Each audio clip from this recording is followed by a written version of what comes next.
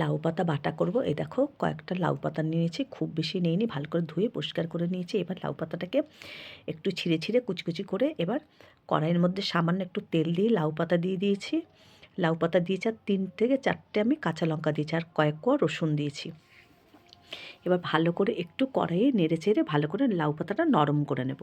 দেখো আমি কিন্তু জল দেব না, একটু ঢাকা চাপা দিয়ে দেবো, একদম নরম হয়ে যাবে। এর মধ্যে একটু নুন আর একটু সামান্য একটু হলুদ দিয়ে দিলাম। ভালো করে লাউ পাতাটা নরম হয়ে আসার পরে এটাকে আমি ঠান্ডা করে নেব। ঠান্ডা করে নেওয়ার পরে মিক্সিতে একদম ব্লেন্ড করে নেব। দেখো একদমই কোনটুকু হয়ে গেছে, দেখো সুন্দর নাড়তে নাড়তে একদম কিন্তু নরম হয়ে গেছে।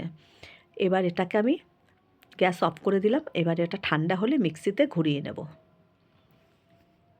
মিক্সিতে ঘোরানোর সময় আমি কিন্তু এর মধ্যে একটু কালো জিরে দেবো।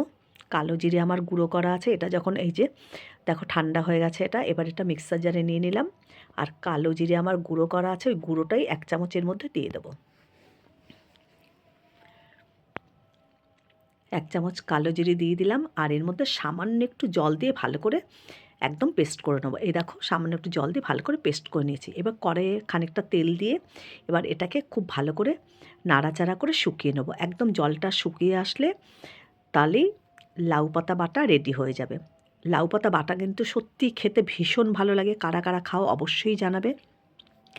লাউ পাতা বাটা এটা তো এমনি আমি রসুন দিয়ে করেছি, তোমরা কিন্তু এতে যদি চিংড়ি মাছ দিয়েও করো তা তো অসাধারণ লাগে, তাহলে তো আরও ভালো লাগে। আমি আজকে রসুন দিয়ে এমনি কাঁচা লঙ্কা দিয়ে করলাম, আর কিছুই দেইনি, একটু কালো জিরে দিয়েছি। এটা এবার যতক্ষণ না শুকোবে আমি নেড়ে যাব। একদম শুকিয়ে গেলে নামিয়ে নেব। সামান্য একটু চিনি দিয়ে দিলাম, কেননা ঝাল ঝাল হয়েছে। এর মধ্যে একটু মিষ্টি দিলে সামান্য খেতে ভালো লাগবে। দেখো লাউ পাতা বাটা কিন্তু আমার একদমই রেডি। এই দেখো নামিয়ে নিলাম। দেখছো কি সুন্দর লাগছে দেখতে, গরম গরম ভাতে লাউ পাতা বাটা।